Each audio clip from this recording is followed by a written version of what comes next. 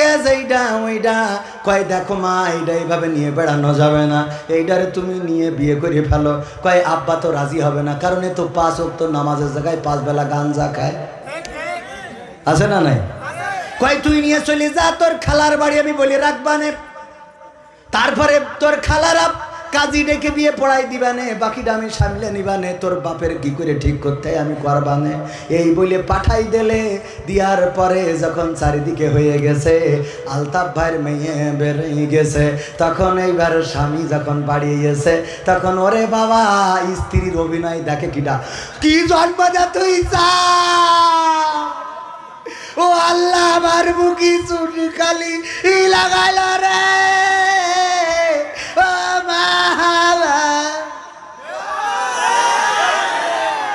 আছে না নাই? ওরে বাবা ওর অভিনয়ের কাছে আমার শেখ হাসিনাও ফেল, ঠিক না বেটে? এমন পাকা অভিনেতা কি জন্ম তো তুই চাও, চুল খালি লাগাই যাবো কি জন্ম দিতে এইটা মেয়ে তোমার জন্ম দিতে কইল কিনা? ও 10 মিনিটই, আর তুই যে 25 বছর ধরে মানুষ করলি ওর দোষ সব, কথা কয় না, ঠিক না বেটে? এই অভিনেতা আছে না নাই?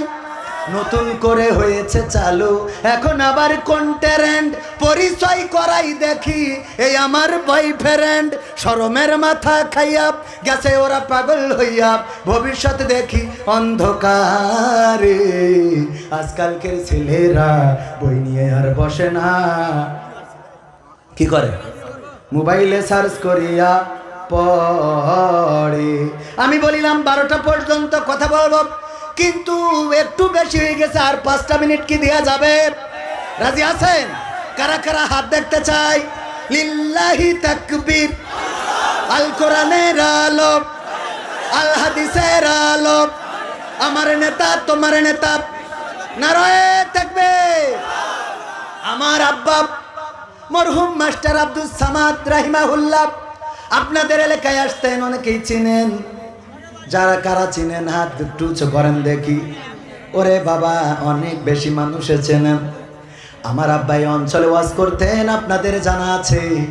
আমার মনে হয় জীবনের শেষ যে রাস্তাটা ছিল সেটাও আপনাদের এই রাস্তাটা, চৌগাছা থেকে যেই রাস্তা 12 বাজারে যে উঠেছে, আবার ফিরতেও চেয়েছিল এই রাস্তায়, কিন্তু আল্লাহ রব্বুল আলামিন 12 বাজারেই ওখানে ডাক দিলেন, আল্লাহর ডাকে সাড়া দিয়ে চলে গিয়েছেন।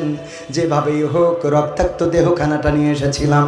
ওগো আমার ভাইয়েরা, আমার আব্বা এই অঞ্চলে ওয়াজ করেছেন এমন একটা সময়, যেই সময় মোবাইল ছিল না, যেই সময় এত অত্যাধুনিক ব্যবস্থা ছিল না, ক্যামেরা ছিল না, ক্যামেরা থাকলেও এতটা সহজে পাওয়া যেত না। এই জন্য আমাদের কাছে কোনো ভিডিও নাই, আমাদের কাছে তেমন ফিতা ক্যাসেটের কিছু অডিও ছিল, কিন্তু মেমোরি আসার আগে সেইগুলো নষ্ট হয়ে গেছে। ও আমার ভাইজানেরা, বাবার জন্য আপনাদের কাছে একটু দোয়া চাই।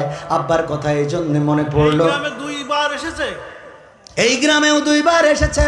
আব্বার কথা এই জন্য মনে পড়লো, যেই চৌগাছায় অলিতে গলিতে আমার আব্বা ওয়াজ করে বেরিয়েছেন, কিন্তু দুঃখজনক আল্লাহ রাব্বুল আলামিন এই চৌগাছায় এই সিজনে আমার মাত্র একটা দাওয়াত, আর এর মধ্যে এই সিজনে আর কোনো ফাঁকা নেই। ওই যে একজন দাওয়াত খুঁজলে পেয়ে যাবে আপনি, কিন্তু বললাম এই বছর না আগামী বছর, 22 আগামী বছর ছাড়া এই বছর সব শেষ। ও ওয়াজের সিজন শুরু হওয়ার আগে ডায়েরিতে সব ডেট ফিল আপ হয়ে যায়। এমনকি 2026 সালে মানে আগামী সিজনে মাহফিল করবে, 26-এর ওই সিজনে নভেম্বর ডিসেম্বর, সেই ডেটগুলো এখন হয়ে যাচ্ছে। কি করবো, বাঁচবো কিনা তাও জানি না। হুজুর না নিয়ে রাখেন, হুজুর পথ খরচটাও পাঠাই দিচ্ছি বিকাশ করে, একটু রাখেন বাবা, আমি যদি মরি যাই এ টাকা আল্লাহ রাস্তায় মাফ করে দেবো। হ্যাঁ তাহলে দাও, একটু চাল ডাল কিনে খাওয়া না, কি অসুবিধা, মাফ করে দিলি তার অসুবিধা নেই। হ্যাঁ মাফ করে দিলি তো অসুবিধা নেই। আমার ভাইয়েরা, সেই চৌগাছায় এই একটাই ওয়াজ, এইটা তো আমার অক্টোবরের ডেট, গতকাল ছিল, আজকে আবার আমার ইউনিয়নে প্রোগ্রাম ছিল, সেটা বন্ধ হওয়ার কারণে আজ আসার তৌফিক আল্লাহ দিয়েছেন। রিজিকের মালিককে গতকালকে লেখে নাই, আসি নাই, আজকে লিখেছে আসছি, খাইছি, আবার পকেটে করে নিয়ে যাবানে ইনশা। তো এই জন্যে শেষ মাহফিল, যেহেতু শুরু এইটা, শেষ এইটা চৌগাছায়। এর আগে গতবার একটা করে গেছিলাম চৌগাছায়, এই গতবার 2টা মনে হয় করিলাম, না গতবারও একটা, ওই যে এস এম হাবিব, উনি ছিল ওই মাহফিলের অতিথি। উনি হ্যাঁ কোন জায়গায় যান, উনি এসে বললো যে আমার শ্বশুর বাড়ি যেহেতু জিকর কাছে সেই সুবাদে শালা, তো আমি ওই শালা সেই যে ওয়াজ করেছিলাম, এই জন্য আর বাধা দিতে পারিল না।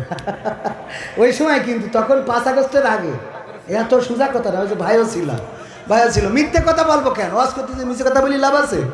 আর একটা ওয়াজ করিলাম আপনাদের এখানে, ওই আজে সব শেখ হাসিনার উন্নয়ন নিয়ে বর্ণনা করিলাম, কারণ চেয়ারম্যান পাশে বসা ছিল। ও দোয়ার সময় বলছে হুজুর খালেদা জিয়ার জন্য একটু দোয়া করে দেন, অসুস্থ। তো আমি বলছি কেন, আপনি চেয়ারম্যান না? তো বলছে হ্যাঁ। তো আমি বলছি কোন দল? বলছেন বিএনপি চেয়ারম্যান। তা আমি বলছি তা আগের থেকে কবেন না, আমি তো সেই ধরেই সব উন্নয়নের রস করলাম। যাত্রাপুর মনে আছে আপনাদের? যারা ছিল তারা জানে। মানে আমি চেয়ারম্যান মনে করি যে চেয়ারম্যান, যেহেতু ওই সময় তো আর চেয়ারম্যান তো অন্য দলের থাকার কথা না, ঠিক কিনা? কারণ তখন তো ভোট দেওয়া লাগতো না, লাগতো।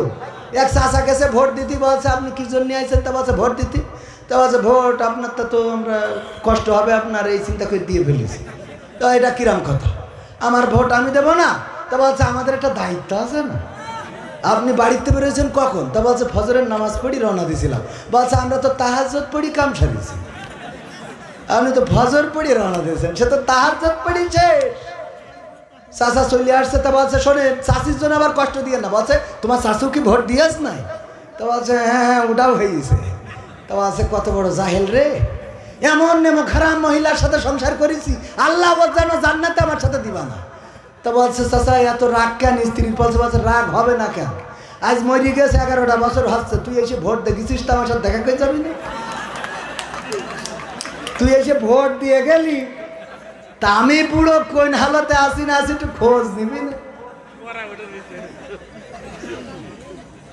এই জন্য আমি মনে করলাম চেয়ারম্যান যেহেতু পাশে বসা, ও তো ওই কবরের ভোট নিয়ে পাশ করিয়েছে, কি ঠিক না বেটি?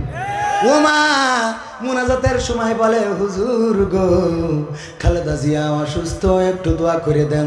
আমি বললাম কেমনে কি? কয় আমি বিএনপি চেয়ারম্যান। হ্যাঁ হাসান চেয়ারম্যান, আল্লাহ তার নেক দান করুন। দেশে বিভিন্ন রকম ঝামেলা চলছে না? চলছে না? প্রতীক নিয়ে ঝামেলা, ভোট নিয়ে ঝামেলা, গণভোট নিয়ে ঝামেলা, জাতীয় ভোট নিয়ে ঝামেলা, নির্বাচন কমিশন নিয়ে ঝামেলা, উপদেষ্টা নিয়ে ঝামেলা, প্রধান উপদেষ্টা নিয়ে ঝামেলা, তারপরে দল বেদল ঐক্য অনৈক্য